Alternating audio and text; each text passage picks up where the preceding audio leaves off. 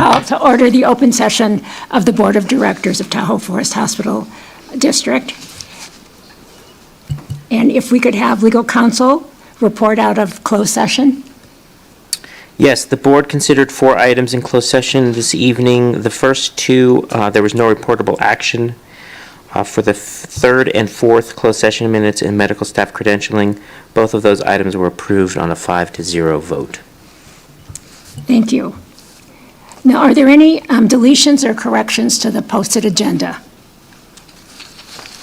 Seeing or hearing none, we're going to move on to item 10, which is our input from our audience. Just to go over the rules again, is that if you would like to speak or address the board, if you come to our microphone, give your name for our records, and then you have 3 minutes to present to the board.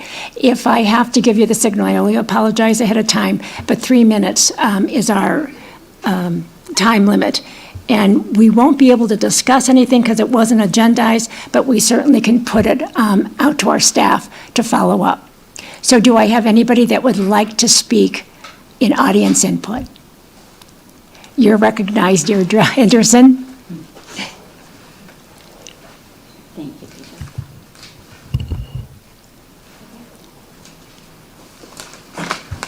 Oh, careful of Deirdre's legs. Is this on? Yeah. Is it on? Yep. Yes. Sounds like it.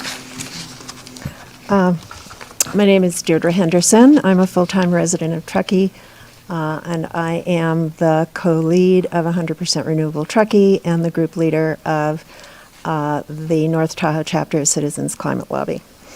So, good evening. It's good to see you all again. I'm sure you know why I'm here. Last month, we shared some information, some resources. It was a greenhouse gas inventory tool specifically for hospitals and medical centers.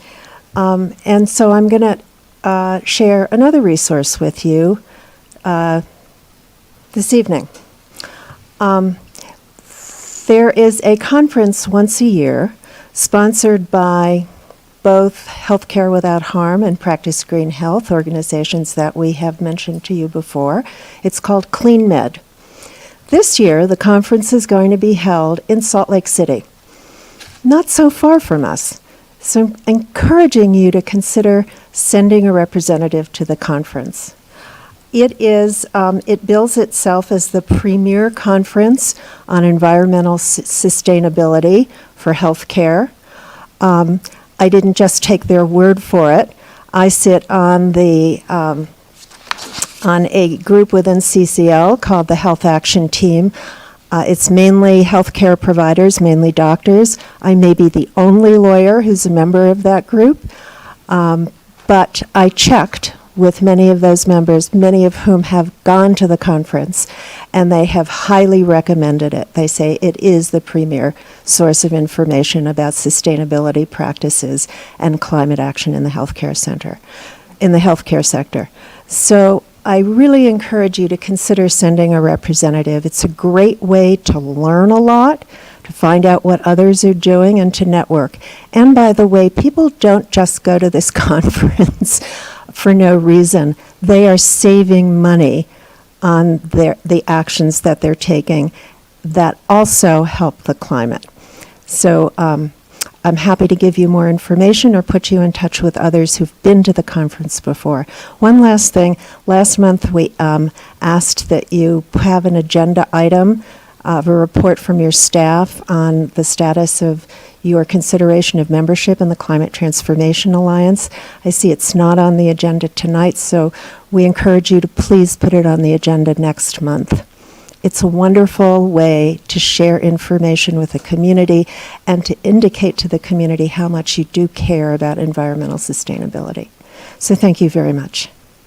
Thank you, Deirdre. And thank you for your resources. I know that last month you gave us some information about the National Academy of Medicine and a webinar that they were putting on, and a few of us were listening to it. So again, I think you've given us some good resources. Good. You're welcome, and we're happy to continue to do that.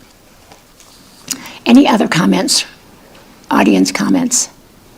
Okay, if not, then we're going to move on. I don't see anybody from the Employees Association here, so we'll pass up item 11, and we'll go to item 12, the Medical Staff Executive Committee and their consent agenda. So Dr. Koch? Great. So there are 2 items on our consent agenda tonight. One of them is the advanced practice nurse and physician assistant clinical privileges for urgent care, or clinical privilege form. And what this represents is one area of change that is intended to put the advanced clinicians doing urgent care on the same page as the physicians doing urgent care. So all of the changes that are made here are parallel to the changes that were already approved for physicians in urgent care. And so there shouldn't be any issues with that. It allows them to do the things that are expected of an urgent care provider. Any questions on that one first? Okay, great. So the second one is the standardized procedures for stroke. And really, this was just cleaning up the document, adding Incline Village into it instead of just Tahoe Forest was the first change, and then expanding it to say charge nurse or patient care manager during office hours and Incline. Just basic verbiage changes to reflect what we are actually doing instead of how it was originally written. Any questions on this?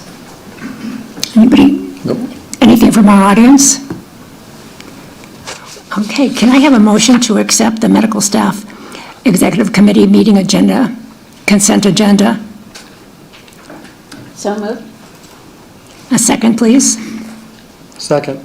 Okay, so it's been moved by Director Brown, seconded by Director Barnett, that we approve the Medical Executive Committee meeting consent agenda. All in favor?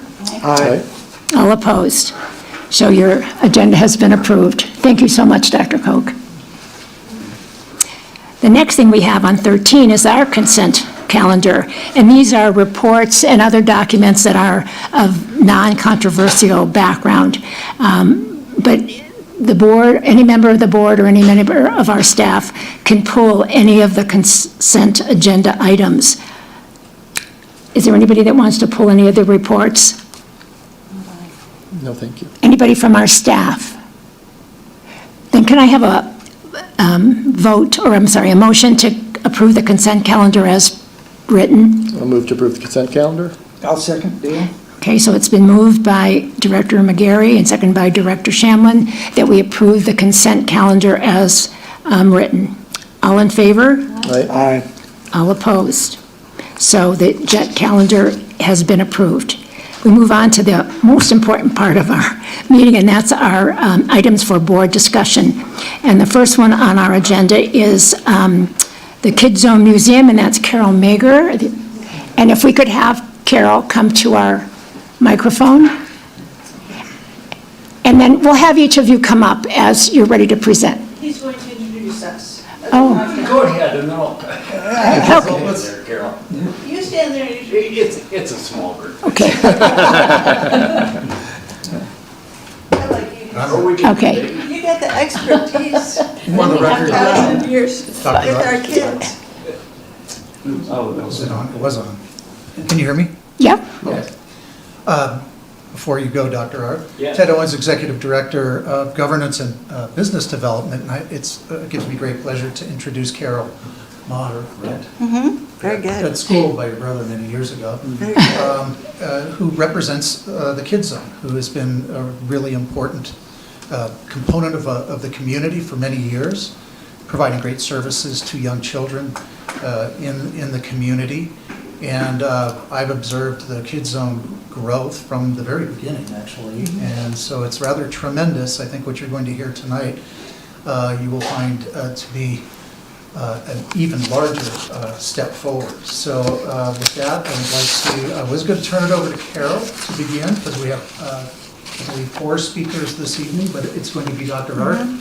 You introduce us, because You have the concert. I prefer that. There's Carol in the. Change the rules. So, Yes, we're on. Hello. Anyway, yeah, thank you for inviting us. Carol really has the main presentation, but she thought, I know more of you better, so happy to share my experiences with the Kids Zone. It's interesting. It does go back about 30 years. I mean, Steve Thompson, I remember, was initially involved in it. It was over in that 7-Eleven area where my old office was. It brings back a lot of memories, but I've been blessed to be here now 44 years, which seems like a long time, and I've seen you guys as chief of staff a few times. Last time I think I was here was part of the wellness neighborhood, which I am now stepping down from as that's being incorporated into something new. Carol asked me a while ago to take a look at what they were doing at Kids Zone because it was starting probably 10 years ago or so that our literature was starting to get a lot of things saying how important free play, stimulated play was to the development of the child's mind. And so I didn't take my kids to Kids Zone. I hate to admit it, but I started learning more about them, started becoming a supporter and a financial supporter at that. And what I've learned in the last 15 years that amazes me is the changes in our practice pattern is, and you guys know it from what is coming in front of you and just from knowing the community.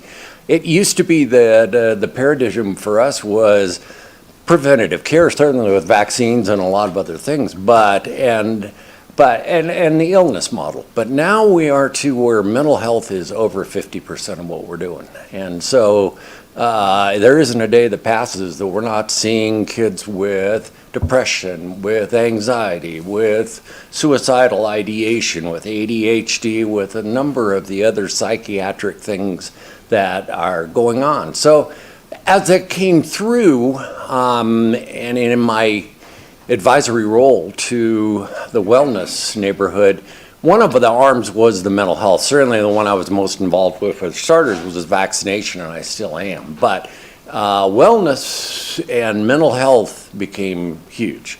So not only did we recognize that we needed more mental health help, but we also put in a number of things such as the ACEs or adverse childhood events screening, as well as PHQ or the patient health questionnaire to try and pick up on all of this. Well, how does that dovetail with what Carol's doing? All of this started pointing to, again, prevention being where we want to be, so that the biggest single way, because I think the mental health crisis is not going to get any better anytime real soon, because we're still trying to scramble to get enough practitioners to take care of it on a problem-oriented basis. If there's a preventative basis and also a really good way to help the kids with special needs, I think that's what we're looking at. And I think Kids Zone went from a bunch of cute exhibits to a really good, safe place for creative play and stimulated play, which it was fascinating, and year-round. I mean, sometimes it can be outside, sometimes it can't. She'll present you with a plan that, shows that it's advanced, and it now can, or we're hoping to get it to a place where it can now service year-round. I mean, the other thing I think, as Alice and anybody that's been in this community a long time now, is that we never had enough for kids to do, and especially teenagers. And the other really exciting part of this is Kids Zone is now trying to incorporate in teenage life. So certainly part of the model that excites me is the plastic brain up to 3 years of age, where if you don't get enough support, enough stimulation, enough things going, and keep that brain stimulated, then you've got problems that you may have troubles with it, or maybe indelible. The addition of Mark Ruggiero really also excited me. I love the fact that you guys allowed us to put him onto the PEDS department, because we have now become an institution with something that not very many people have. A child development specialist is a real pearl. So also, and I'll let Mark tell you most of it, but it fits his clientele extremely well if goes as planned, and it needs to be where it can be expanded because some of his special needs kids do not do well with a lot of noise and a lot of distraction. So there is some elements that I find very exciting and I find very oriented to what I think we would like to see our healthcare community address, especially me, outgoing pediatrician. I'd love to see the kids get this as a jewel that will help our future of our community to do better. So that's pretty much it. Carol? Thank you. Well, I'm Carol Maher. I'm the director of the Kids Zone. I've been there for about 18 years. And so tonight, myself and my board member, Maria, who, you could tell them your background real quick. And Yes, so I am a board member for the Children's Museum. My name is Maria Sneidman, and my background is a master's in developmental psychology with a focus on early childhood development. I also have 2 children, and so I became involved in the Kids Zone over 20 years ago and have always helped on exhibits. so I'm going to tell you a little bit about what we're planning for the future and about what we do now and how we've grown. And Dr. Ruggio and Dr. Arts will comment and tell you about why these areas that we're presenting for programming in our new facility are so important for the community. And I don't know how to do this. Do I just press the next button?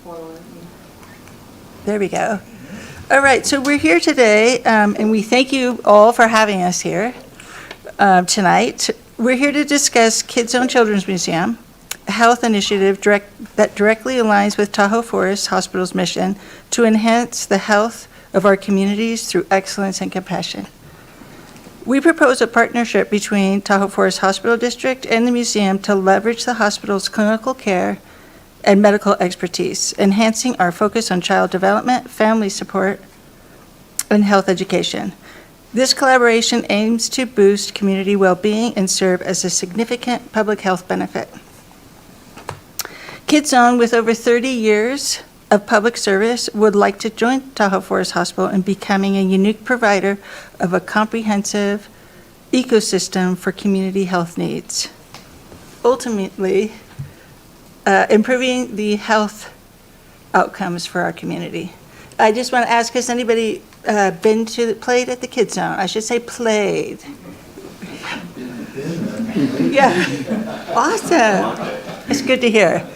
And we actually have always focused on child development. We have been funded for like 30 years from Placer in Nevada County First 5.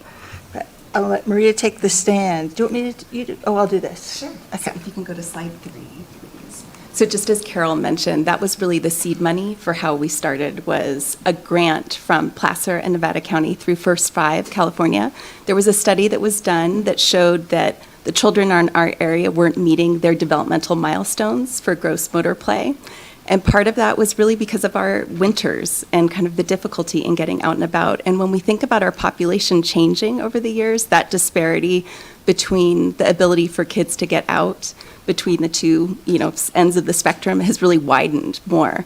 So when we think about play, the access was really the start of having the early childhood development, the 0 through 5-year-old having a play structure inside the museum so that they could move. But we expanded that over the years. So instead of just the play structure and an indoor structure, we now have messy art classes, we have science classes, we have a STEP program for the Sierra teen education program, parenting workshops, music classes, and science classes. As far as our mission, similar to like the Tahoe Forest Hospital, our Kids Zone really tries to meet the needs of all the different areas of the basin. So we have children every day that come from Tahoe, Truckee, Kings Beach, Incline, some from South Lake. And we really try to be as inclusive as possible with outreach as well. So we have grants that have supported that too. We're open 6 days a week. And we have festivals throughout the year, too. We just actually had our Farm Festival on Sunday, where we had over 600 families that came and visited and spent time with us. However, due to the size of the current space and restrictions on capacity, we often have long waiting lists for families, especially in winter and during peak times of Tahoe visitation, like Ski Skate Week. Families need equitable access to high-quality care environments. So, slide 5. We know healthy interactions during the earliest months and years is directly correlated to positive outcomes of health and well-being. The Kids Zone has done great outreach to families and children in our community to support them. It offers a space for daily play, explore, and to find wonder, make choices, foster connection with their caregivers, and social relationships with peer. Truly, there is no better ROI for a strong and well community than putting dollars towards a healthy space and thoughtful programming for this window of early childhood. Slide 6. Many disparities in health and well-being are rooted in the earliest years of development. Early adversity can have a dramatic effect on a child's physical and cognitive and emotional health. Between 30 to 40% of school-age population in Tahoe Truckee is now on free and reduced lunch, which we know is an indicator of how many kids are at or below the poverty line. Our low-income community members deserve access to play. It's easy to think of the many ways children can play when school's in session, when the weather's beautiful, but what a different moment it is for families when it's January, we have several feet of snow, school's closed, transportation is a challenge, and the economic divide has widened. When families experience adversity related to economic hardship and/or limited education, the associated stress can interfere with child-parent interactions and perpetuate racial, ethnic, and socioeconomic disparities in children's health risks. Children need a safe environment protected from neglect and other chronic stressors to thrive. Slide 7. Yeah. The Children's Museum is serving a need that doesn't exist anywhere else in our community. It's a space that improves parents' social supports, gives children space to develop, learn, and thrive. The new Children's Museum will allow us to triple our capacity. When you change the lives of children, you change the trajectory of our community. We've outgrown our space, but the children in this community haven't outgrown the need. Thanks, Maria. So these are for the new facility, which will be at Regional Park on 2 acres that Parks and Rec has given to the museum. The areas that we really align closely with Tahoe Forest Hospital is ACEs and the health and well-being of children and families. The next step that Placer County gave us funding for was to support children living in poverty and Latino families, English language learners.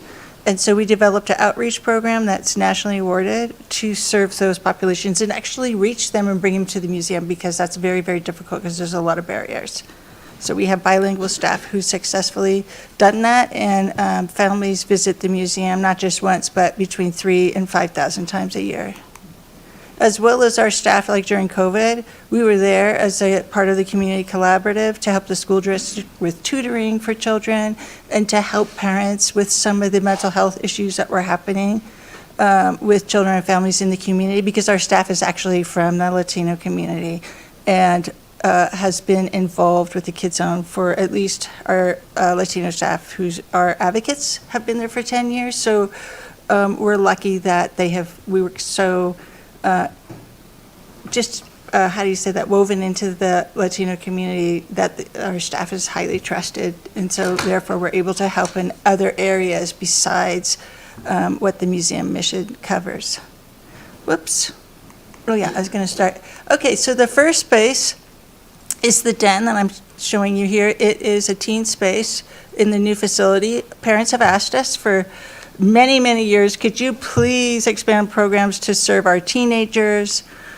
We had a small program at the Kids Zone pre-COVID that we did do with volunteer parents, and we started a teen board because parents wanted their children who really felt disconnected to the community and to their peers to have something to do. So we had about 20 to 30 teens engaged in that, and they provided activities for some of our programs. They developed exhibits, they developed peer events that they advertised at the high school, and it was really a great opportunity to help our kids feel part of the community.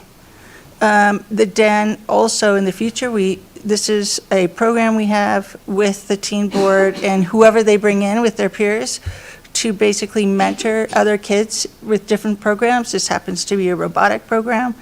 And teens volunteered to do this that really love robotics and wanted to teach young kids how to do that. So it's not just about the science and the robotics, but the relationships between young kids and teens is just really significant. And the teens feel like, wow, this is great. I feel good about myself helping these young kids. And the young kids are in love with teens, so it's like a win-win.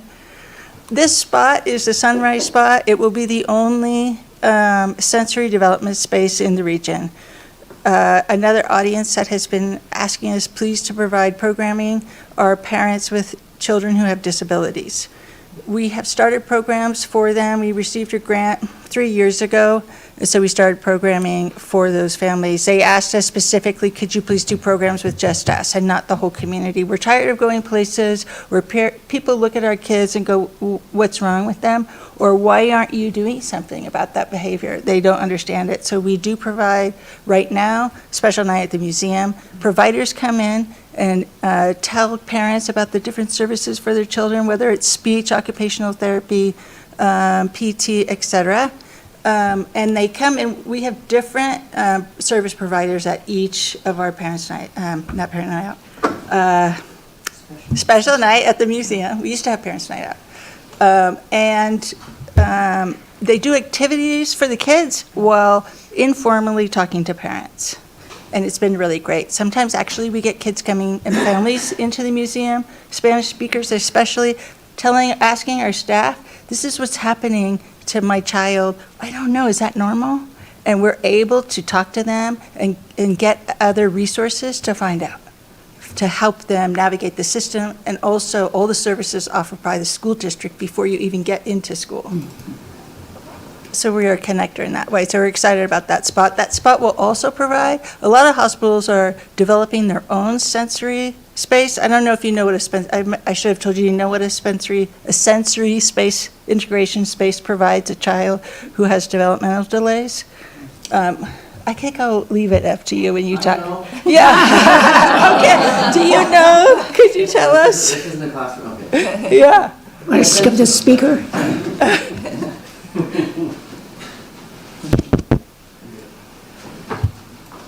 Well, you probably heard that a lot of the kids with autism spectrum, and even kids that don't, kids with disabilities, have sensory integration differences. So how they experience the world, the perception of all the senses, and also some need a lot of sensory input to feel comfortable. It would be like how we all feel things differently, but they feel things much more differently. So it'd almost be like different wiring of their sensory system. And they respond to that type of therapy, usually with occupational therapists, but this would be an opportunity to be able to actually provide some therapy for them in a really nice setting, so. And the occupational therapist can also use the setting with clients, so that's a great thing. How does it work? What? Can you explain how that works? How tactile materials and other things help them with their disabilities? Well, it depends on whether they're sensory sensitive or they need more sensory input to feel comfortable. So if they're sensory sensitive, the occupational therapist would work on sensory input to them. So they would be in rooms, for example, that would have less sensory input. So you could have a room like this where they wouldn't have a lot of sensory input, so the lights would be adjusted and the sound and so on, and they could function much better in that room. And they would also wear headphones, for example. And they do interventions such as feeling with sand. And so the actual input of the sensory in a graded way, for example, would help them to be able to handle the world much better and go out into the world and be able to tolerate the world. The ones that need sensory input would like swings, and they like to be moved around, and they just do better when they get that sensory input, whether it's certain noises or sometimes music even, where they really respond. And you've seen kids, for example, with autism spectrum who really, really love music and love that input, and they do really well with it. So it really depends on whether they're sensitive and a lot of them are mixed actually. But a room like this would give the opportunity to be able to handle all of those types of interventions for these kids. Does that sound good? No, that's helpful. Appreciate that. I had to do some research. I'm not a professional, but I did do research. We've all done research to provide our programming. And what's really great about this is if a child who is having a hard time with noise and sensory issues, when they get to school, they can't really concentrate or focus. And so a room like this where they get to practice, it's all about brain development. So even with your children who have no developmental delays, it's very important for them to play and to develop their domains while they're young, while they, like Dr. Arth talked about, while the brain plasticity is really flexible and can grow in those first 5 years. Mm-hmm. And so same with children with disabilities, they have different needs, but their brain is not developed in some of those areas. So they get to practice. And then they get to become, okay, I can deal with this noise when I get to school because they've learned coping skills by participating a lot when they're young and they have that plasticity in their brain. It can help them catch up to be able to participate in school learning. Is that right? That's acceptable. Not bad for an amateur. Yeah, not bad. And like you said, all children are different and have different needs.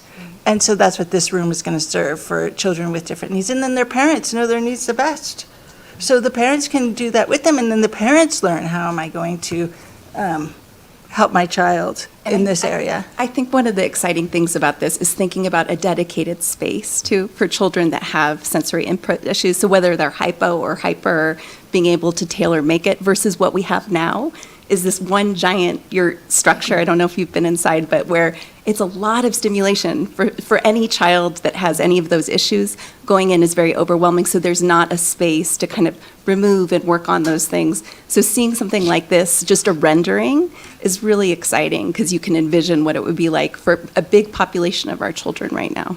Yeah, it's hard for adults in the kids zone, right? Because it's really loud. We're kind of immune to it. It's kind of like parenting.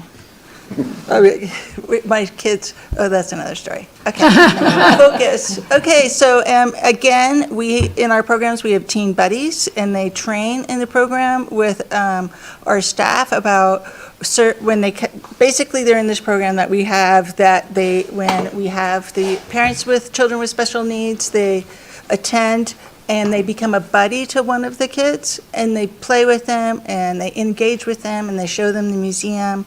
And it's a very successful program for both the teens and the kids. It's one of our most successful and extremely rewarding. And one of the parents said, I can't believe this. My child has never had a friend before and now feels like he has a friend because of his buddy at the museum, which is sad and happy at the same time. So the play floor, I realize our time is short, but this is the play floor. The play floor is going to have a multiple of things. Right now, the Kids Zone has one area the whole museum's for play, but we have one area for exhibits that change. This area is going to have saplings, which is for the young kids for early childhood development. It's going to have the play structure there for physical development, as well as teaching kids about forest health, and collaborative build, water, and traveling exhibits of science, which is should have a lot of interest for the hospital. I just wanted to show you our play area right now. This is the Sierra Settlers exhibit. It is created, we have a huge amount of community support who come in, they build for us, they paint for us, and they donate a lot of time and materials, and that has been happening for like 20 years. And so we have very special, unique exhibits and play opportunities in this community that other big museums ask us, where'd you get that exhibit? These are things that can happen in the new facility because we could have space. It's much more health-related play where kids, get used to going to the doctor, learning about health when they're young. And then we'll have exhibits for traveling exhibits where we can take exhibits from other places. Like that one might be a little much, but this, there's so many exhibits. That's a pretty intense exhibit, but it's really cool. I don't know if anybody's seen that. It's a traveling exhibit. Whoops. But we can get these from people in the community, not the community, around the United States who rent these exhibits, and we can bring these amazing teaching tools to the community in the traveling exhibits area. It's pretty gutsy. Go. Oh, there we go, sorry. Go back. Sorry, guys. Is the battery? It's not moving. There we go. Okay, we're going to have a specialized science center. We do science, but now we're going to have a whole location to be able to do science and science education and really help prepare those kids for the next generation of people who either become medical practitioners or work in any science field, as well as parents to understand and respect science. Because we educate parents along with their kids. Again, this is a program where the teens are teaching kids about the different programs, about different science, and that's going to happen at the Science Center that we have at the museum. We're just continuing to expand that. And this is with a collaboration with the school district. The last internal place we're going to have is a teaching kitchen. We do partner with the Nutrition Coalition. We will be able to expand those nutrition programs in this space. And there's more. Yeah. The great outdoors is, we have an outdoor area now, and then this area is going to be an added wonderful outdoor experience. Nature is a wonderful therapeutic place for everyone, as we know. That's why we love it up here. And it's going to provide a lot of learning programs and activities in this area. That is a rendering of that area. It's about 5,000 square feet. We have somebody designing it who specializes in education and nature experiences. And you never know what kind of play structure we're going to have, but this is just something we thought was amazing. But of course, it would be relevant to what we have for a physical development structure in the backyard. That's super exciting for kids to participate in. It's like something like find at Burning Man, Yeah. which prepares them for later in life. Actually, we would like some of those Burning Man people to come here and give us their stuff. Yeah. Please talk about the benefits. A few more just words to say to sum up. In what I do in my business, I'm part of what we do is try to find resources for kids. Because if you diagnose somebody and you don't really have anything to do about it, or places to send them, or therapies, or whatever it is, it becomes a bit frustrating. And trying to find resources for kids with special needs is even more frustrating. So we just live with that because we take that on as our profession. It's like we're going to get out there, we're going to try to find these resources. And so, having moved here, I've only been here a year, so it's a little bit less than Chris. And and in that process, I'm always looking for resources because these kids are coming in, and we're diagnosing them with, disabilities, and they need help. And where do you go? And so, I'm looking for everything. And this came up and met Carol, and I think it just was exciting. So whenever I see something that could be a new resource or a preventative kind of place, I get excited because, on the one hand, I think all the prevention that they talked about is true, and the more that you can prevent, the less come to see me later, right? And the less come to see the adult psych people and the adult people later. So I think the prevention thing is key, and it's very exciting. But for me to be able to send kids that have autism or special needs and have a place for them, and it's not just the sensory center. I think the play room is a really good opportunity to do some cooperative play, reciprocal play, something called floor time, which is a very specific social play therapy for kids with autism. So I think there's more to that. And then the last thing I think is an opportunity to have alternatives for our teenagers. And I find that here in Truckee, even though it's nationwide, the teens here are struggling. And they're struggling with all the things that Chris mentioned, plus substance abuse. And I'm seeing them every day, and they're coming in with the things that he mentioned, but they also have the substance abuse. And they say, and we went to a meeting and interviewed them, and they say they don't have anything to do. And they can't afford some of the things like skiing and the things that are very expensive. So for me, looking at the teen center as an opportunity, not necessarily for treatment itself, but to just give our kids something else that they can do and give them an opportunity and a choice to make. You know, I can go and I can do these things, and I can be a part of some of these really great programs, and I can teach, and I can help with the other kids, or I can go over here and do something else.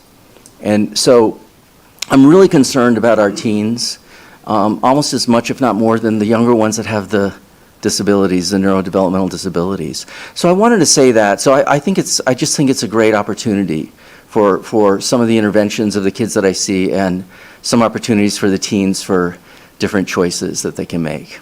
So that's all I want to say, and thank you for listening. Thank you. It's also, you know, because I had 2 teens. If they don't feel connected to their friends and peers, and they don't ski, then they kind of feel, that's where that comes from, a disconnect from your community. Causes children, young children, to feel lonely, isolated, and depressed. And this gives them just another supportive opportunity that they could participate in. That's different. So the whole project is $10.5 million. We've raised $4.3 million.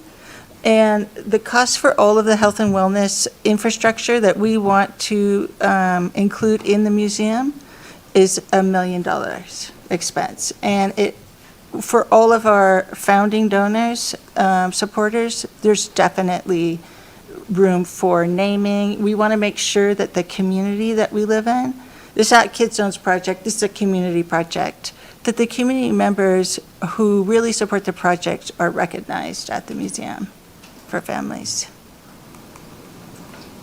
And this is a rendering of actually what the museum will be like in the outdoor space. We already have a design build firm. We're just about ready to submit to the town our proposal, and these are actual, the size and what this building will look like over at Regional Park. We're very excited, but we really need to be able to move forward. As soon as we can raise, just in pledges, that $10.5 million, we can break ground. So, do you have questions? I'm going to just go through these fast. Okay, we'll open up to the board for any questions regarding the museum. Yeah, I do. I live in Tahoe Vista, right next door to Kings Beach, and I'm very familiar with the Boys and Girls Club over there. How do you compete or collaborate or coordinate with them and their efforts? We're different in that we're kind of family engagement. So people don't come really to the museum. The kids don't come by themselves. They come with their families. Okay. So, but the older ages, they will come. Like the teens and tweens will probably come by themselves. And we interviewed the teens in the community and what they wanted to have. I have to say a lot of the teens that are underserved, low income said, we want you to please provide babysitting for my siblings so that I can participate. And because they watch their siblings after school. And we said, okay, and they need transportation. And then we said, well, what kind of programs would you like? Anything. Anything. So also those kids in Truckee can't really get to the Boys and Girls Club there. And they're not, I don't know about how much they're participating in Truckee. I'm sure they are. But I think that we're just another great resource, like the Boys and Girls Club. It's a little bit different. Yeah. We do like the spaces are different. Boys and Girls Club, just some great programs just for school kids after school and just for kids groups. Right. You want to talk about that? Yeah, I was going to say for after school, for theater, and for sports, it is such a great place. But I think, as Carol said, the model is very different for the Children's Museum, where it's very family-based and caregiver-based. And so a lot of what we do is to try to also support those people who come in with education and classes. And it's going on a lot during the hours that children are at school. The young 0 to 5-year-olds, we're capturing an audience that the Boys and Girls Club aren't necessarily working with. And also, again, the space of where this is proposed is kind of a hub where there is a bus stop and there are ways for kids to get there easily. So that was also in mind that it's right over 267. So hopefully we capture, many different areas of children after school as well. I'm very sympathetic to the idea that these are expensive sports, skiing and yes. mountain biking and those kinds of things. And unfortunately, I know I've taught the Ski Ducks program at Squaw Valley many times, you know, the disadvantaged, underprivileged, et cetera. So you're familiar Yes, probably with yes. it. Unfortunately, it just gives them a taste for it. It doesn't really continue as your program does. I just delivered a check from our Tahoe City Rotary Club to the Kings Beach Boys and Girls Club for 40 kids to attend the Treetop Adventure program, recognizing that that $75 tuition Right. is beyond reach of Right. most of them. So, That's great. Yeah. you know, bits and pieces, but I certainly am sympathetic to what's going on. Yeah, and at this point, we have over 85 memberships just in the last year that are scholarship-based families that we invite to the Children's Museum with no fee. So we're really trying to connect with families that wouldn't necessarily be able to cover just the membership, and so that they can extend that to their community and make sure that they know that there are resources available, so. That was actually going to be my question about access. Yes. And scholarship and cost. Yes.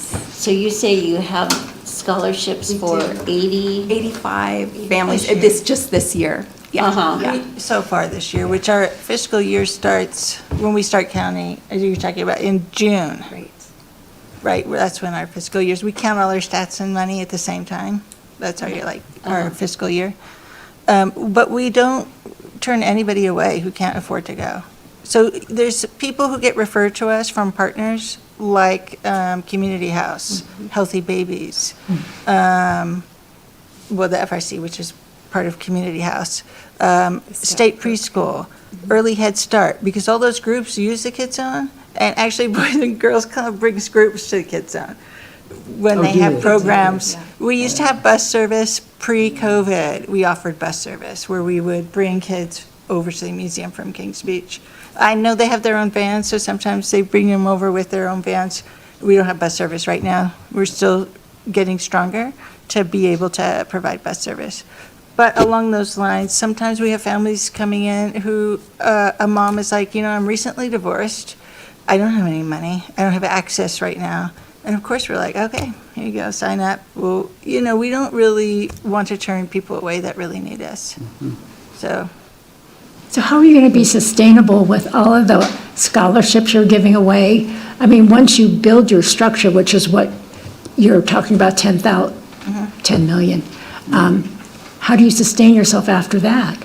Well, first off, we've been sustaining ourselves for 30 years with that scholarship program and with our outreach program, where we've always let families and actually groups, like social service groups, use the museum for free.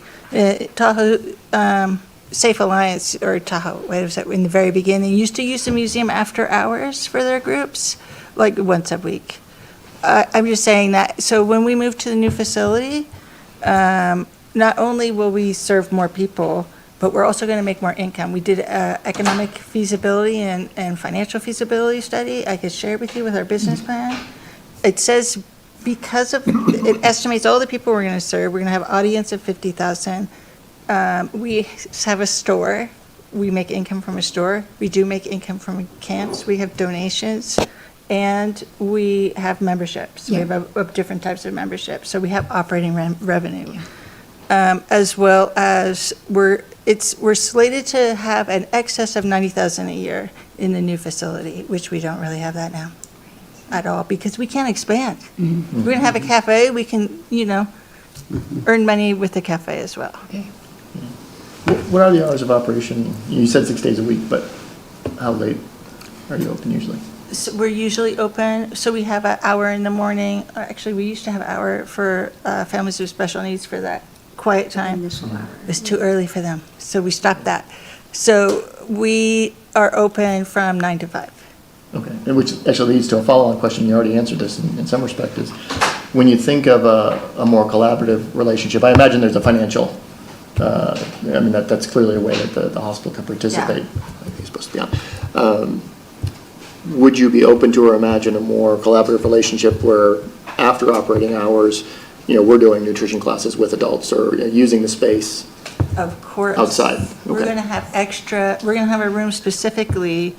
So right now, the community uses, that needs our space uses it for free. And of course, that would be awesome. That's how we'd like to have your expertise at the museum, the hospital's expertise in providing those type of programs. You could do your own, but also if you wanted to include, we have a very strong connection to a big sector of the community that you could engage in programs if you wanted to, which we would love, or health festivals, which would be great. Yeah, that's fantastic. Any other comments from our board? I would just, one more comment on a question. Are you familiar with the alcove model? What is it? Alcove? So this is fairly new. It came out of Stanford. It might be something worth looking into. I was fortunate enough to visit the Beach Cities Health District down in LA last week, and they've recently become one of the alcove centers. It targets 12 to 25, so more the teen and older group, but for a lot of the same end goals, right? When they were touring or giving me a tour of the place, I was looking at the artwork on the wall, and I wondered which gallery it came from. I mean, it was just off the charts, insanely good, and it was all the kids. You know, it was the kids' work. But my understanding is there's substantial grant funding for this model. I know you're probably looking at grants all over the place, but yeah, alcove. So I'm going to look that up. yeah, so there's two centers down in Beach Cities, and then Palo Alto is the second. So it's a newer model, but I just wanted to put that on your radar because I was really. Write it down. We're always looking for models. Yes. Yeah. Everywhere, because why reinvent the wheel? Yeah, all inclusive, and then cove, like place to hang out, alcove. Yeah. Oh, I love that. We just got a state grant for $500,000 for our programming, so we do go up for the grants as much. And we have IMLS funding, not right now, but in the past, that's the Institute of Museum and Library Sciences. And so we definitely go for as many grants as we can. I know you saved my kids and Stephanie, my wife in particular, on many winter days and many days in general. So I love what you guys have done. Yeah. We loved her helping on our exhibits. Anything from our audience? Well, Carol, thank you so much. I mean, it's just awesome what's going to happen. We can't do anything right now financially. We have to have our staff review it, and they'll come back with an executive summary for us to look at a later time for the board. But it's really exciting to hear what our children can expect, and that what you do will affect what happens to the adults in the future. So thank you again for your commitment and the work you do. Thanks for your time. We have a 70-year lease. I don't know if we'll all be here then. It's exciting. So now we're going to move on to something really exciting. We're going to talk about seismic compliance update. I have to stand up for a minute for that. Yeah. I need a stretch break. I think so. Having that time with. Impossible to tell. Isn't nice to think that the Lord spent today will prevent the need for the Lord spent tomorrow. All right, we have our Chief Operating Officer. As soon as he gets his drink. Smart hire. I have two presentations in a row, so. Thank you, Carol. Louis, Okay, their update. Not that people weren't waiting for your presentation.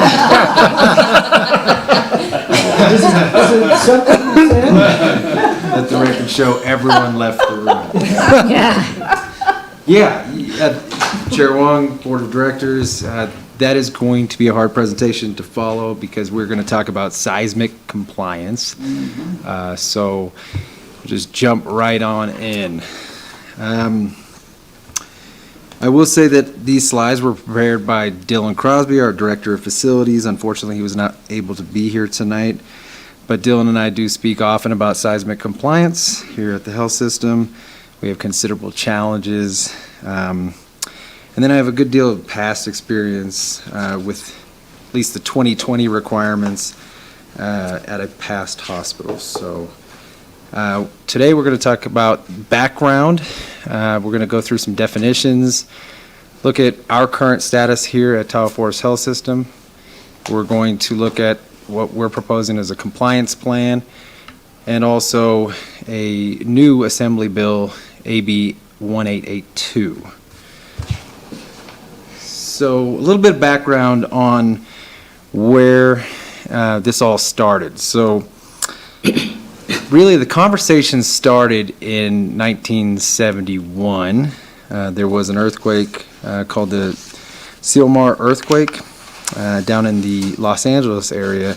It's a 6.6 magnitude earthquake, and you can see that is Olive View Hospital, and it sustained pretty drastic, catastrophic damage to the hospital. The conversation continued, and really the impetus for SB 1953 was another earthquake, the Loma Prieta earthquake, and that was in the Santa Cruz Mountains.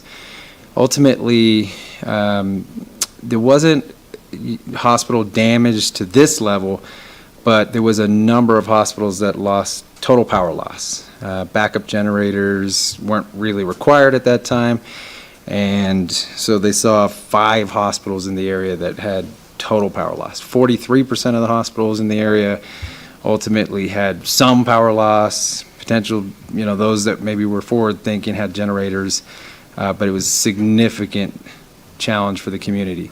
So when thinking about this, I'm going to go through some definitions, but we have SPC and we have NPC. SPC being structural, NPC being non-structural. So really, 1971 started the conversation around structural, because you could see a pretty big structure issue there. And then in the 1989 earthquake, really started talking about the non-structural and how does a hospital operate when the area experiences a large seismic event. So we'll talk about the definitions. I don't expect that you'll become experts on this, but really it is just SPC is the actual structure itself, the brick and mortar, if you will. NPC is going to be more around the bracing of pipes, ceilings, ducting, and then more recently, water storage, sewer storage, electricity.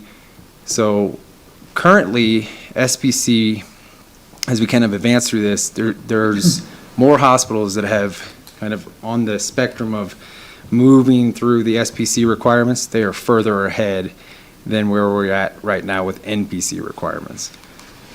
So our current status, you will see that there is a lot of boxes, a lot of numbers on our map. The Office of Statewide Health and Planning Development, referred to as OSHPD, now referred to as HCI, they essentially deliver building numbers for every building that we have in the campus. And although it may look obvious to you that we are in one continuous building, that is actually not the case with OSHPD. We actually are carved up into a number of different buildings with regards to OSHPD. So where we sit right now may have a seismic of SPC 4 and NPC 4, but just down the hallway, 400 yards from here, we could be talking about NPC 2 and SPC 2, based on a survey of the buildings and the age of the buildings, construction, and so forth. Currently, we have 3 compliance deficiencies. We have 4 buildings that need to be upgraded from NPC 2 to NPC 4.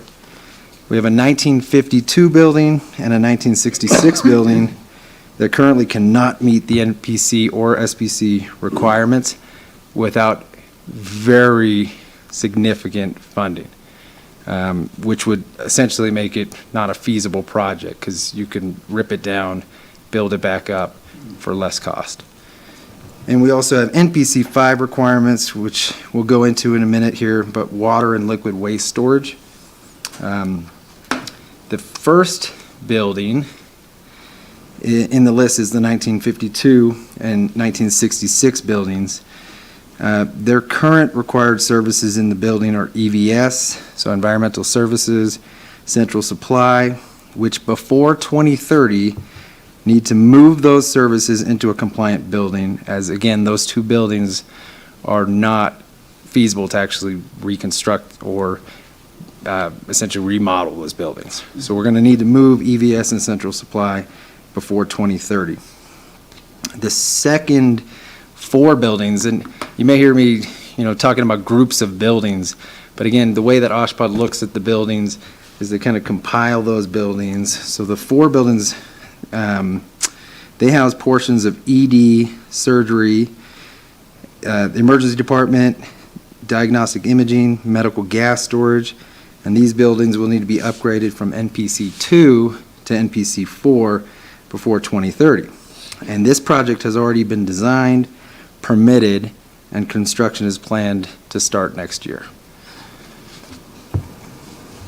So looking at the seismic compliance plan, so on January 1st, 2024, there is a requirement of AB 1882, which I'm going to show you here on the next slide, as well as a seismic evaluation and water rationing plan for the NPC 5 requirements. The plan will address quantities, operational considerations, and infrastructure intent. We are anticipating the need of 75,000 gallons of water storage here at this campus, and 55,000 gallons of sewer storage on site connected to the hospital, which is going to be a huge feat considering our weather. The water storage is likely going to have to be underground, or heated. In terms of our plans of submittals, we plan to submit to HCI January 1st of 2026. We are hoping that we will have received a permit January 1st of 2028. That seems like it would take a long time, 2 years, but having some experience in this world, there is a lot of back and forth between the hospital and the Office of Statewide Health and Planning, or HCI. There is a lot of surveys that go into readiness, and then, of course, permitting and working with the town and other stakeholders to get ready. And then ultimately, we would construct, over the next 2 years, seismically compliant 2030 spaces, ultimately becoming seismically compliant January 1st of 2030. Of course, we have to phase all of this work. It can't all happen at the same time. So NPC 4 compliance, upgrading the NPC 4, NPC 2 structures, and there's 4 of them, to NPC 4, and again, that starts next year. NPC 5, which is the water tank storage, sewer tank storage, that would start in tandem with a parking structure that we're ultimately hoping to propose shortly. And the 1966, 1952 buildings, essentially all services need to be removed and then potentially demolished or vacated completely. And when I say vacated completely, I mean all of the water, for example, that would be going into that building all has to be capped. There can't be any real connection of services between the 2 buildings at all. So it's really as if they don't exist, but they may still stand. Wow. And again, that's all going to happen between 2026, 2028, and 2030. So moving on to Assembly Bill 1882. So this bill is a new bill, and the purpose is to spread awareness and understanding of seismic compliance requirements, timelines, and building status. And essentially, it's going to require 3 efforts on our part. So we do have to submit to a submittal of hospital services to HCI. That is currently completed and has been approved by HCI. We have to post signage in each building informing staff and the public of current seismic performance of the building. And I'm going to show you a sample of that signage on the next slide. We have submitted our signage to HCI. We are expecting an approval on that sign, and then they will effectively go up here at the health system. We also have to notify key public entities as to the seismic requirements, services of the building, and structural performance category ratings And Dylan actually will be bringing this notification to this district board in the October board meeting to get approval and then ultimately send to a large list of entities that we need to notify. And that list consists of the County Board of Supervisors, the City Council, any labor union representing workers in our general acute care building, the Board of Directors of the Special District of Joint Powers that provides fire EMS in jurisdiction where the hospital building is located, the department that is housed in the building that is not at least SPC or NPC 2 or higher, the Board of Directors of this hospital, and local Office of Emergency Services or equivalent agency, and the Office of Emergency Services and the Medical Health Operational Area Coordinator, also referred to as the MOAC. So the sign essentially looks like this. It's just a very, simple visual, but it's a seismic performance rating. You can see that the structural integrity, at least in one of our buildings, is an SPC 2. And then if you look at essentially the chart on the right, equipment and systems critical to patient care, that would be the NPC requirements. That would also show 2. And these signs need to be posted in those buildings until we meet SPC 4D or NPC 5 in these buildings. So, any questions or comments? Oh, my gosh. Yeah. We're going to be busy for about a decade. Yeah. So when we have to demolish that area, what happens to the services that are provided there? Well, again, the 1952, 1966 buildings, there just wouldn't be any services in that at all, right? So we have to actually, part of the work that we're going to be doing starting next year is putting up, seismic bracing, separating those spaces with maybe seismic separations. Sometimes you'd walk through buildings where you don't know that you're leaving one setting and going into another, but if you look to the right or left, you might see a joint or like a large piece of rubber material that effectively is keeping the two buildings apart from each other. So that's possible to see between, our newer buildings and the 1952 building. We haven't really discussed at this point whether the best idea would be to completely demolish the building or to essentially remain vacant and just make sure that none of the services go through that building at all. Mm-hmm. There's significant cost to both. Right. Dale?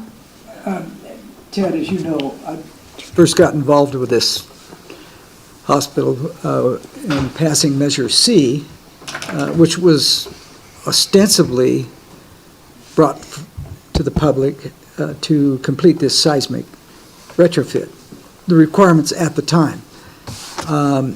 And then I sat in fact, even chaired the Citizens Oversight Committee to make sure that our bond proceeds were being properly spent. When I read through this, I thought the seismic work that was done was far greater, I guess, or are we assuming that they have increased the seismic requirements to a point? Is it probably a little of both? It's both. I did know at the time that there were certain buildings that we weren't going to retrofit or replace, but they could be used for storage or for other non-patient use. Is that not the case anymore? I think as you heard Mr. Ward explain, for example, some of the requirements of separation, shutdown of water and power precludes the use of those buildings for other purposes that we'd anticipated back in 2007. Yeah. So, as you pointed out, it's a little bit of both. It's a little of both, yeah. Okay.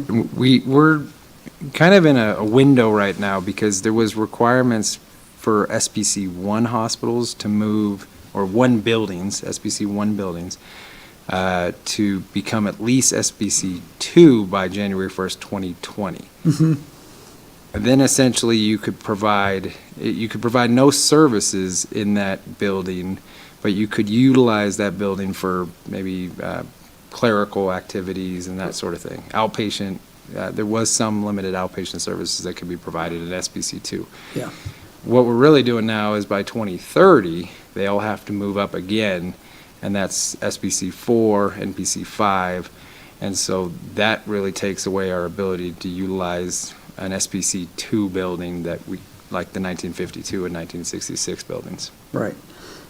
So, generally speaking, hospitals that are not financially sound, as we are, what in the world are they going to do? Yeah, this is a very big conversation at the state level right now. Yeah.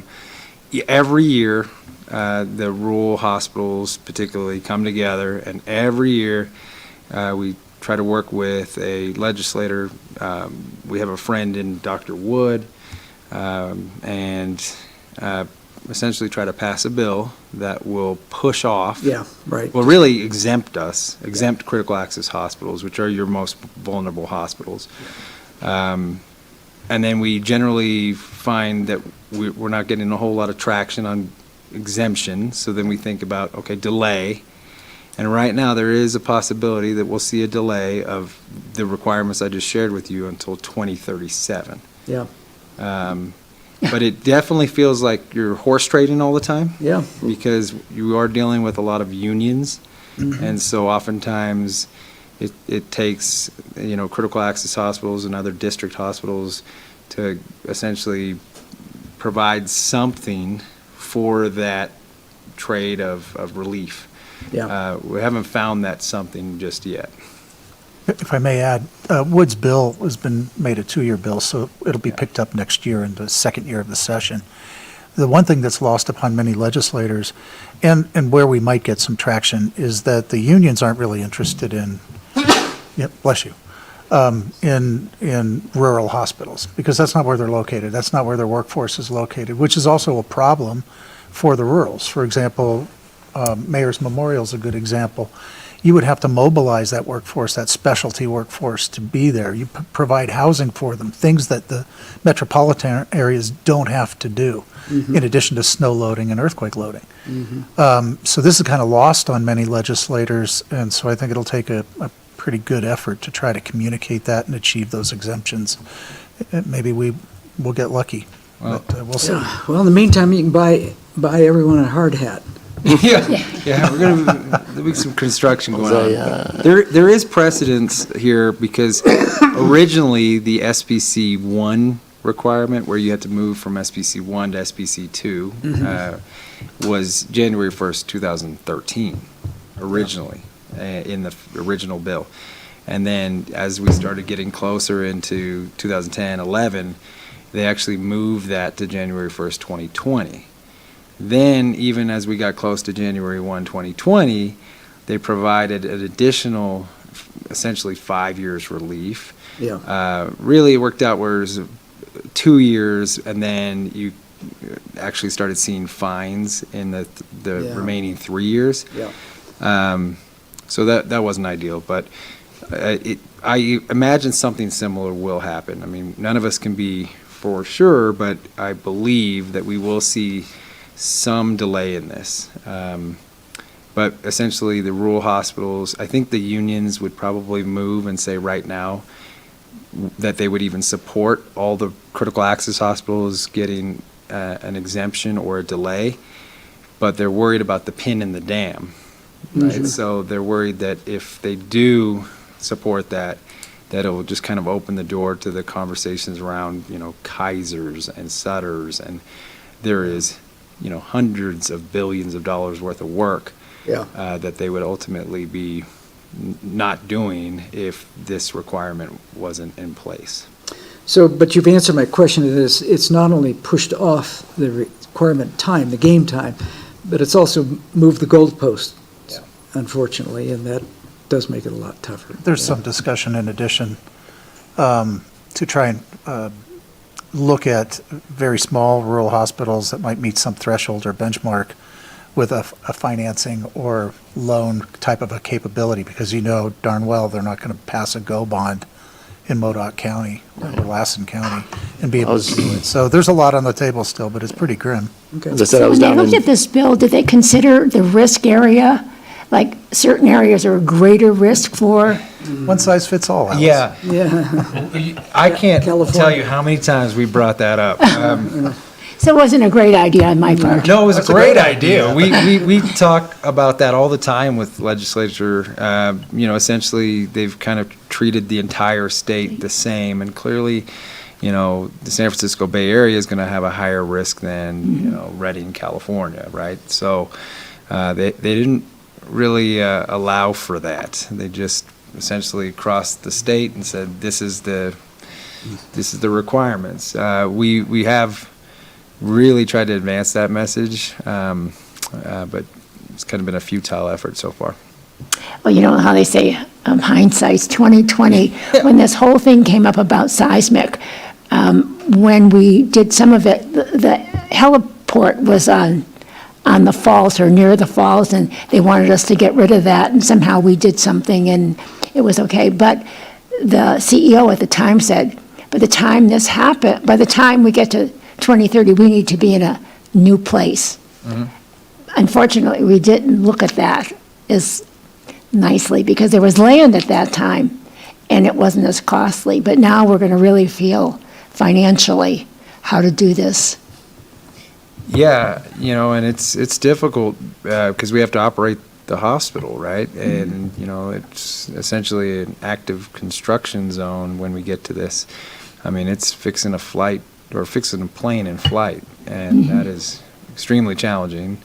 But, there's a lot of talented people here, a lot of talented partners that we work with, so I think it's achievable. It's just going to be difficult and maybe a little painful at times. And expensive. And expensive, for sure. Isn't everything? Okay, Dr. Evans, you have a comment or a question? I'm just listening. Okay. This has just been something we've been talking about for a really long time. Mhm. And I don't know, I'm holding out hope that we're going to get it pushed out. Okay. I think we will. So we'll hear the rest of the story at some point. There are a lot of hospital systems that are counting on it getting deferred because they've taken over hospitals that large systems have dropped, and they don't have the money either, so they're counting on it being deferred, because it's kind of like, close me if you want, but because we can't afford it. Okay. Okay, if we have no other comments, we'll move on to 14.3, and this is Senate Bill 525, and it's an update, and we'll turn it over to Ted and Louis. Chair Wong, directors, we're going to talk about another unfunded mandate in the form of legislation. Senate Bill 525 is the minimum wage legislation for healthcare workers, and it was introduced early in the session, and it sought to do the following in its original form. It would create a $25 an hour minimum wage for healthcare workers and workers of contractors that do business with the hospital. So an example would be those that clean linens for us, they would have to raise their minimum wage as well. In addition, non-represented workers who are on salary, those salaries, minimum salary had to be 2 times the minimum wage. That was going to be effective January 1st, 2024. And the initial analysis that we did, if I am not mistaken, I'll look at Harry here, we looked at it being nearly a $10 million per annum impact to Tahoe Forest. I think in its original form, In it's its probably original form. a little bit higher than that. Now, interestingly enough, there was a late flurry of very intense negotiations by the California Hospital Association at the end of the session, which was just a short time ago.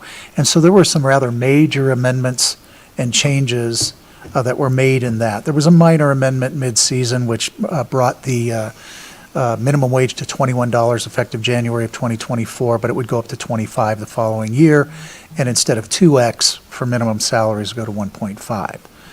So there was movement, but the story that Mr. Ward is going to share with you is almost intriguing enough to make a movie out of. It was the negotiations and what happened and how the bill has been amended in its current form, which sits on the governor's desk now. So a lot of relief in that, and incidentally, the governor did sign a bill today increasing the minimum wage for franchise fast food restaurants to $20, so we kind of feel like that's telegraphing a little bit of maybe what the governor's thinking. But I'd like Louis to take it from here. He's on the California Hospital Association board, so he knows all the inside skinny on how this came to pass. Okay, thank you, Ted. So a couple of these things Ted just hit on. So obviously $25 an hour. If you think about, my seat on the board is actually represents all rural hospitals in the state of California.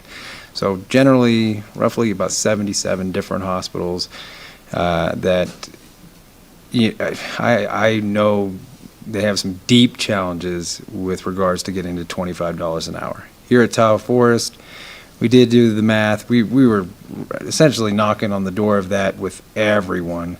Where we saw probably our biggest concern was the salaried employees that may have to double the minimum wage salary, right?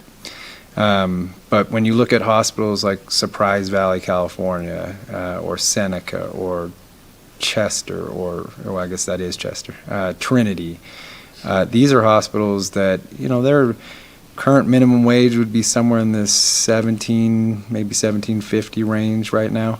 And essentially what was proposed is that by January 1st, 2024, they would jump to $25 an hour. And then you have compression, right? Because you can't just leave, let's say maybe an EMT that was at $24.50 and somebody that was at $17.50 at the same rate. So they essentially want to see, some parity or some separation that would have been similar to, December 31st, 2023. So it was going to be disastrous for those facilities. Essentially I entered every conversation, definitely thinking of Tahoe Forest interests, but often more about, Surprise Valley, California, or, some of these very, very small facilities that we knew that this was effectively a death sentence. So as Ted described, these are the kind of the tenets of the bill as it came out.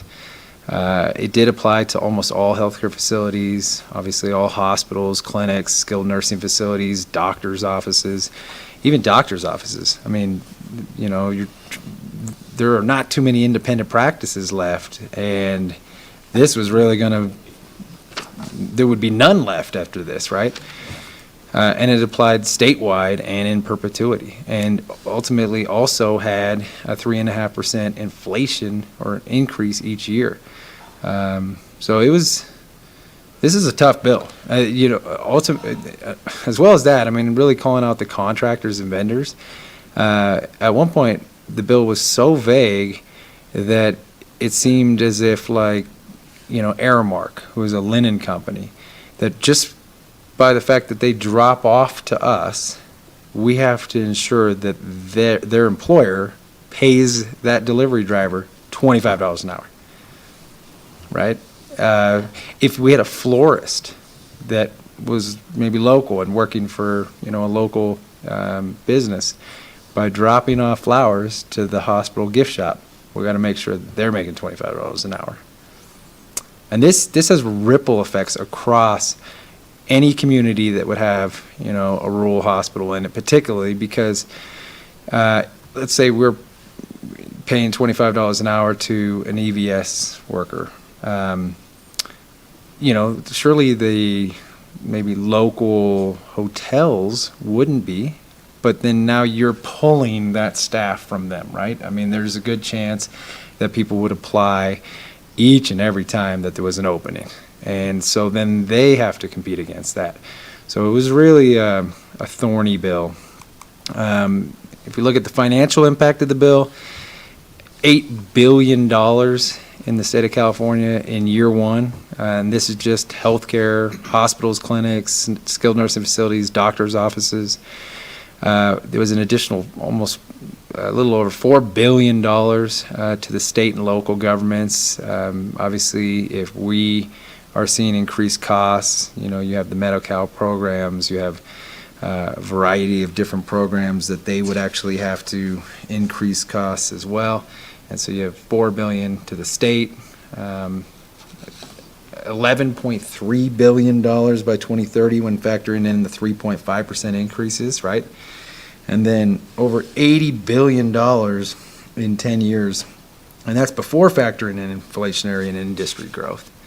So this was what we continue to keep pushing back against SEIU and, you know,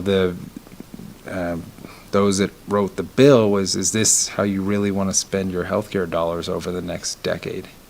Because essentially, we would not be able to provide additional services that, you know, let's say don't exist today. Or there would surely be hospitals that would try and remove services. First ones to think about would be labor and delivery. Those are the ones that, you know, generally have already been removed from a lot of rural hospitals. Also, hospice, home health. These are services that, you know, tend to be more of a community benefit. And you would see all of those evaporate, and ultimately you'd have hospitals that are really just protecting the core business, which is going to be your inpatient settings, your emergency room, and potentially clinics. Outside of that, you would see a lot of reduction in services. Interestingly enough, this bill kind of started at the city level.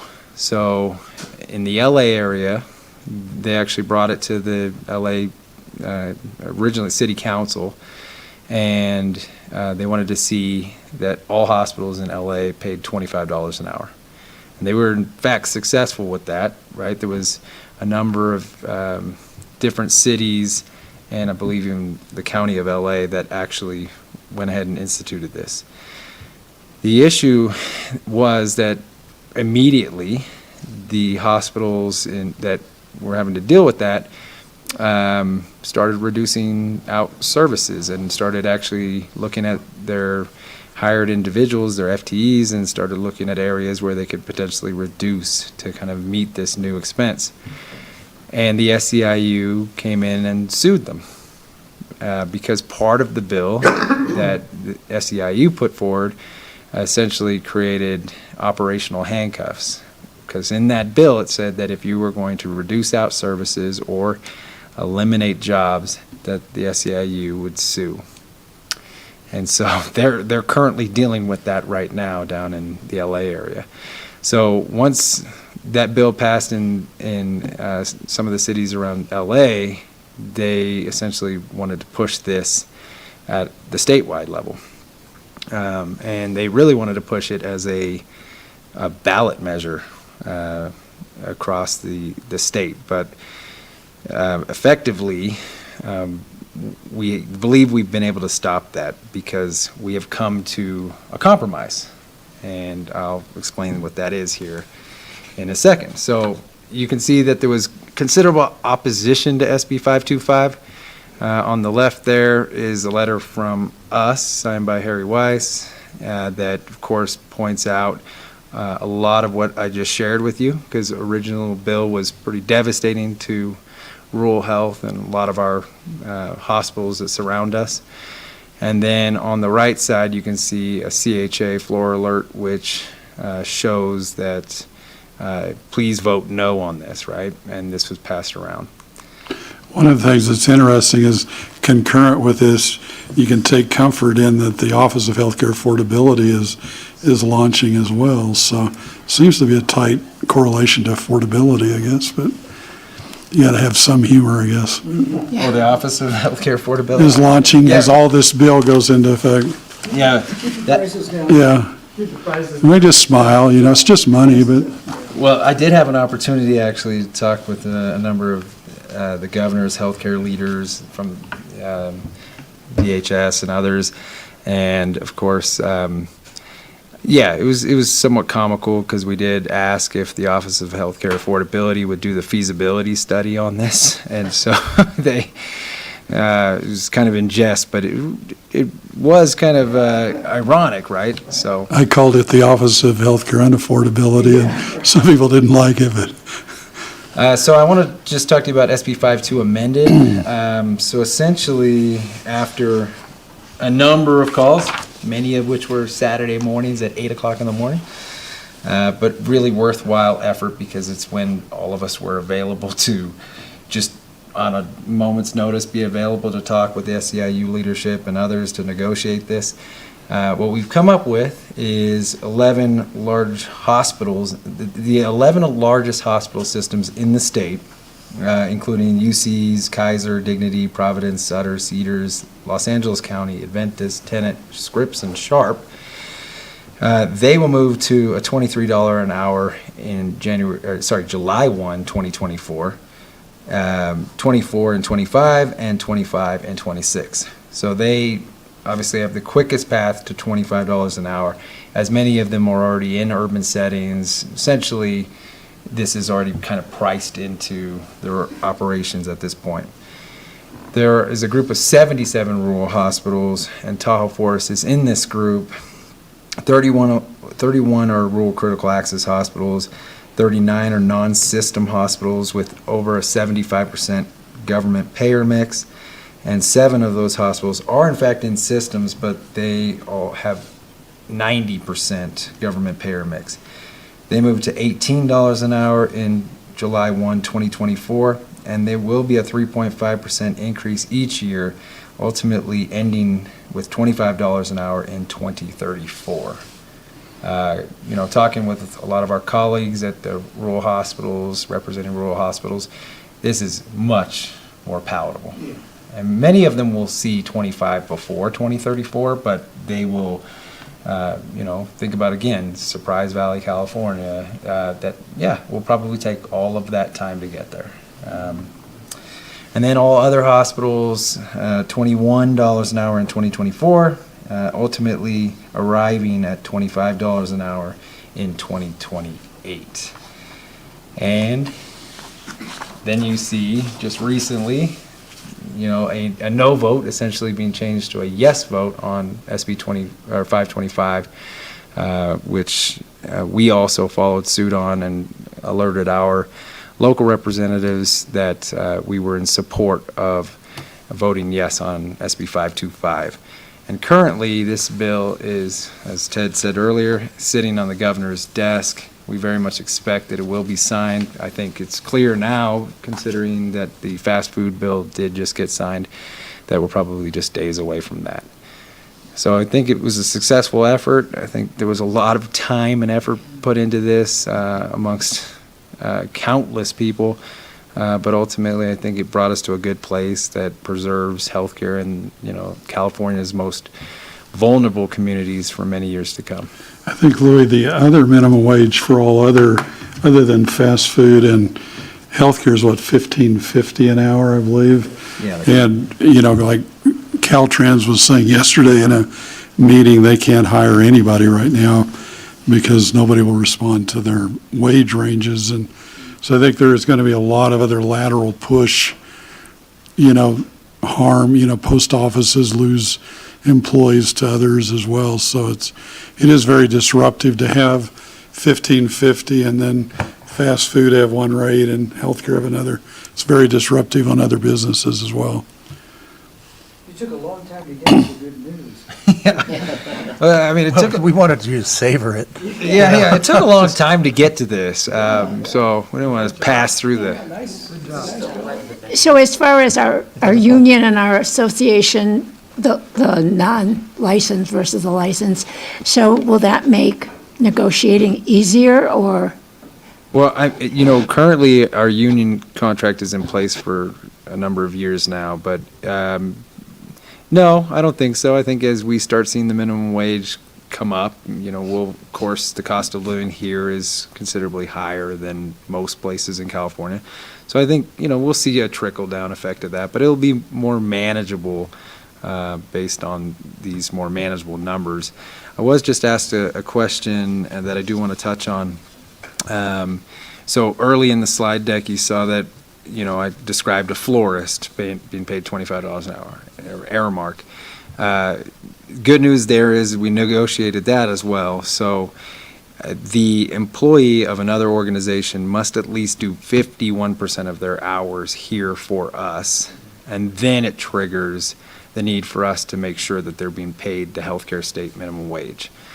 So essentially, we've looked at our agreements. We really don't have any concern except for security. So we are going to have to look at our security contract and make sure that those individuals are in fact making the healthcare minimum wage, again being 18 for our hospital. And I feel pretty confidently that they are. So I'm not too concerned, but that is the one contract that we really have to look at and just verify. What about the salary individuals? What's that? So salaried, originally when it started, it was 2 times minimum wage. Now it's 1.5 times minimum wage. Okay. So again, we feel pretty comfortable that we're going to be we'll be in a good spot on that too. Are you thinking about selling cars, manufacturing automobiles? Fun fact, I did sell cars at one point. But I don't know how much it helps in healthcare, but yeah, I had my fun on a car lot. UAW on our neck. Okay. Okay, any other comments? I do think we should really watch our brothers and sisters in healthcare, because Becker Healthcare News, prior to the passage of SB 525, has already identified 17 California rural hospitals that are on the verge of closing. And, I am very concerned for, all the other unfunded mandates plus this. So I'm really going to be watching how our brother and sister hospitals across the state are faring. And what about across the nation? Is this going to set a precedent for other states to be doing the same thing? I think Harry said it really well. I'm pretty sure it was Harry that said this, but most laws start in the west and go east. Is that what you said? Yeah, So, yeah, potentially. Okay. All right, let's move on to 15. We didn't pull anything from the consent calendar, so we'll go on to 16, and these are board committee reports, and the Community Engagement Committee met this month. We did. You did? Yes, I have 2 reports, one on the foundation and one on the Community Engagement Committee. It was our first as an official committee. A number of the members who are part of the ad hoc committee did join now the formal committee. We had a few new members, so really the purpose of that first meeting was to level set. And I think Louis so appropriately asked everyone, what's your why? And some joke like, well, I was told to be here, but they were just joking. And it quickly turned into a battle of who was most excited to be there.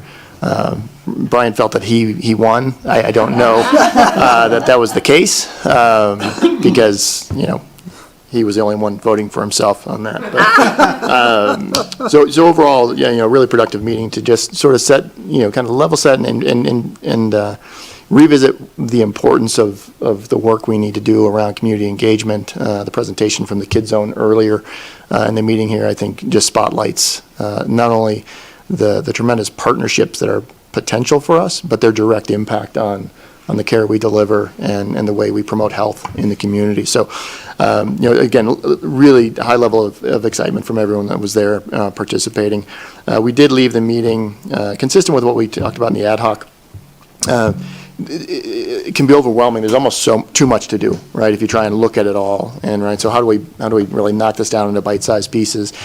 Have those little wins along the way, and so we set the meeting cadence at every other month for now, so 6 meetings a year, recognizing that a lot of the work's going to happen obviously between the meetings.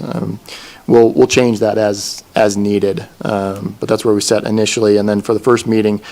We did set some small deliverables that we want to hold ourselves accountable to. Again, small wins, but for the next meeting, have a charter approved or approve it in the next meeting. Have a marketing plan to employers approved. Some of this work is already underway, so it's not necessarily adding to the list of things to do. We have sort of an informal grant-making process now, or sponsorship process. We wanted to put some more formal guidelines around that for groups like the Kid Zone. understanding the current utilization of programs that are in place right now. I think by and large, most of the programs, the intent is to have big impact, but if you only have 3 people showing up, are you achieving that impact? And that was presented to us at the conference we attended from Beach Cities on priority-based budgeting, right? And really taking a good look at not only what's the impact you're having, but what sort of utilization. So we looked at that. And then we looked at a 5-year breakthrough goal for the strategic plan, which again, Dr. Evans is already working on, but we prioritize that for discussion in the next meeting as well. So that was there. Louis, you were there. Dr. Evans, you were there. Well, again, Ted, Harry, Mary. Anything to add? I'll just keep it really short. I was at least a few times more excited than anyone, but Brian Evans did say he was 2.5 times more excited, so it was very specific. No, it was really great to get everyone there and then really talk about why they felt like they were there. Clearly we had a few new faces in the room, and I think they just brought a fresh perspective. I think there's a lot of excitement. There was a lot of ideas, and I really want to focus on those small wins because, as Director McGarry just mentioned, it can feel overwhelming. And so if we just dedicate 15, 20 minutes a meeting to just the small things, and it could be as small as, hey, there'll be a new pop-up tent at every one of our community events that really, shows off the health system in a positive way. And under that tent, of course, there'll be very educated people giving good community information and information about their health care in the community. But it's just the small things, right? There's just a lot of opportunity, I think, for us to just have 3 or 4 items each time we meet, to walk away with a little bit of homework, get it done by the next time, while we work on those bigger, community health initiatives. So, anything at all? Yeah, I just, when I think about there's been a lot of change in healthcare over the years, in my career certainly, but what hasn't changed is it's still about mostly taking care of sick people, or about taking care of diseases, and that hasn't changed a whole lot. And so when we heard from the Kids Zone people today, we heard from Dr. Art, we heard about how there's this huge increase in mental health issues for children, and we've seen that. And if we don't sort of really think about what it is we're here to do differently going forward, I think those societal trends will continue to create huge problems for us, for the whole community. And so I think it's our kind of moral responsibility to look at things a little bit differently and think about how we can actually make things healthier. Doesn't necessarily say we support the Kids Zone with millions of dollars of funding, but we do need to think about where should we really be investing our dollars, our efforts, our energies, and getting very specific and mathematical about what is going to create the most benefit for our community. So I think I'm definitely 2.5 times more. Yeah. I beg to differ. I went in on that list as well. I think everybody in that room was so ripe for that kind of involvement. I think it's something that everybody's, really been looking forward to doing for quite some time. And it's interesting that you refer to it as level setting, because that sort of has a connotation of it being down here. But the energy in that room was up here. So hopefully that will match, our goals and our achievements as well. So thank you, Michael. Yeah. Exciting to hear. And again, I think you have a lot to do, but just those little bits will really make a difference. No, and the enthusiasm extended beyond. Anyone I've talked to, there were even some folks, I think, at the last board member when we said, the committee was approved, people came up to me afterwards and say, how can I be part of this, right? So I think we've got really broad support on that. And I love this community. I think it's a really unique place. I don't want to get our goals too high, but I have every reason to believe we can lead the nation in new models of care, new models of community engagement.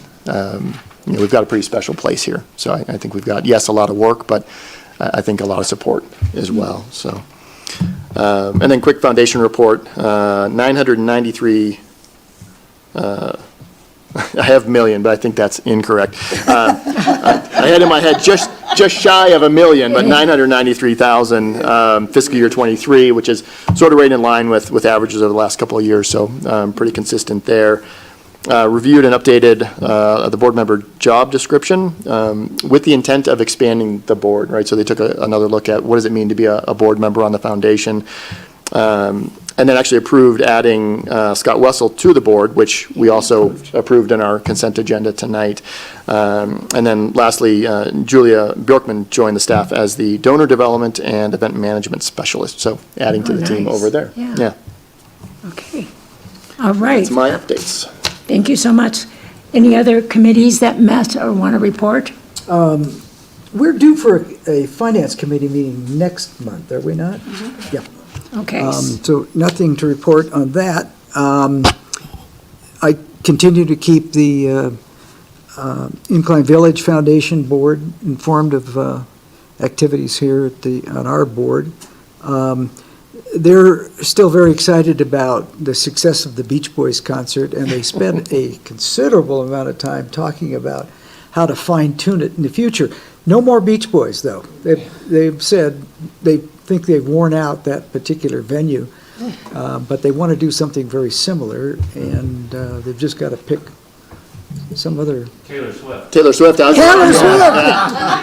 I mean, that's We're the obvious, logical next choice. Is the beach big enough? I don't know. we're We all can looking always to be go into the Swifties. lake like they, Yeah.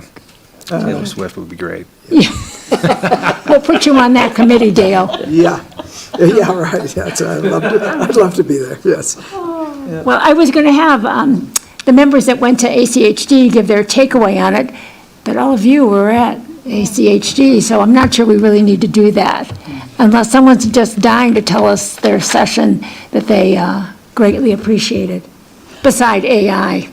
That was amazing. I thought I was going to talk about AI. You're more than welcome. I did go home and immediately download the app for ChatGPT, but I got to thinking about it after I was playing with it and what have you, and I was remembering back to, I think it was about 6 or 7 years ago, we went to Las Vegas. Yep. To Oh, the yeah. Governance Yeah. Institute conference that was there.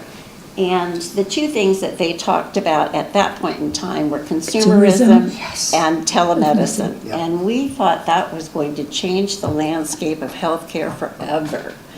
And here we are now, of course, looking at AI. But if you reflect back on, telemedicine and consumerism, they've become additive to healthcare today. They haven't dramatically changed it, but they've been added to the menu of offerings. And so I'm hopeful that down the road that the AI will be the same way and that we'll be enhancing healthcare as we know it. So anyway, that was just kind of my mulling it over afterwards. Anybody else? Yeah, AI was sort of like the takeaway in 2 of those sessions. The one I really appreciated was the one on civility by an attorney. And I have to say, I miss having an audience, but they showed some video of some audiences that were really disruptive. And We've been there. Incivility, not civility. pardon me? That was on incivility. Well, it's improving civility, because they were incivil. But anyways, again, things that I thought they could have cleared the room for really belong to the First Amendment. And you can ask them not to say those things, but you can't clear the room and say, oh, it's disruptive because you're swearing. The person's got their 3 minutes to say whatever they need to say, but if they continue it and disrupt the meeting by every time there's a new item being discussed, they come back with the same mantra of swearing, then you can ask them to leave or not allow them to say anything until they can say it civilly. So anyways, I thought that was interesting to see and feeling very blessed that we don't have to deal with that yeah. Can I add one other thing? Another takeaway that I had was just sort of looking around the room and hearing some of the numbers tonight and realizing that we are really more different from the other health districts than we are like them, in both scale and in scope. But I think there's something to be learned from the health districts that don't have hospitals, and to see all the wellness programs and the community programs and what have you that they have used for their focus. And of course, Michael, you've done that already by going to beach cities and seeing what they're all about. But even of the districts that do have hospitals, I think there's only a handful that are as large or larger than we are. Yeah. So I thought that, so therefore I think we have a responsibility to lead. Yeah. Those were my other takeaways. Yeah, I thought it was interesting because Petaluma District they sold off their hospital, I think, to Providence, and they're now called Healthy Petaluma District and Foundation. And what they've got are what we have as promotorias, they have as healthcare workers. And they've been educated. I mean, they had a program from UCSF that trained them and now go out into the community and help with screening and getting people back into the health system. So I thought, that's another one that just recently has gone from having a hospital to just being a community health district.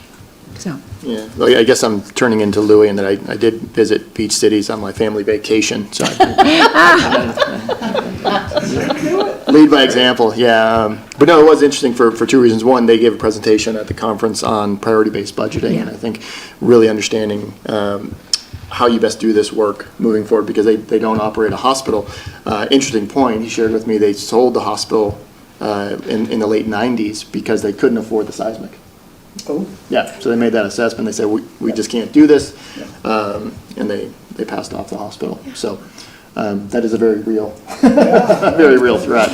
But Mary, to your point, I think the takeaway that I had there as well, and I think what's so wonderful about that conference is we're not alone on this journey either, right? There's a lot to learn from each other, and that was probably the big takeaway when I visited the team down at Beach Cities. Is they were excited to collaborate with us in the sense of shared learning. More than anything, right? Not necessarily that we're going to be doing joint programs or anything, but to share what's working, what's not working, I think is a great opportunity for us. That we don't have to just look to our little bubble here in Truckee. It was nice to get out of our own heads, even if it was in our own backyard. Yeah. Okay. Well, again, thank the healthcare system for enabling us to go to that and to be able to network with so many others, finding out that we are different, but we have some same goals and same caring for the people that we serve. So thank you again for that. If I could make one last comment while we're talking about networking, we actually are going to be hosting a number of other healthcare leaders here at Tahoe Forest Health System in mid-October. I think it's October 16th, 17th. So the 17th of October. So we are going to host what is called the Hospital Council here in the northern part of California. I think we'll have 19 folks come up from other area hospitals, generally CEOs, and just talk about the challenges in healthcare. We're going to do it here in this room. We'll have a few people from CHA with us, and it's kind of in tandem with HQI. The Healthcare Quality Institute is putting on a conference here, also at Everline, the weekend, 15th, 16th. And so we'll all attend that, or a number of us from here will attend that, and then kind of the culminating with hosting these other healthcare leaders, many of which we've known for years, and tour them around and talk about our shared challenges and look for those areas of opportunity to work together. So just another good opportunity for networking here in Tahoe Forest. Yep. Okay. Then, if there's nothing else, the meeting's adjourned. It was a lot longer.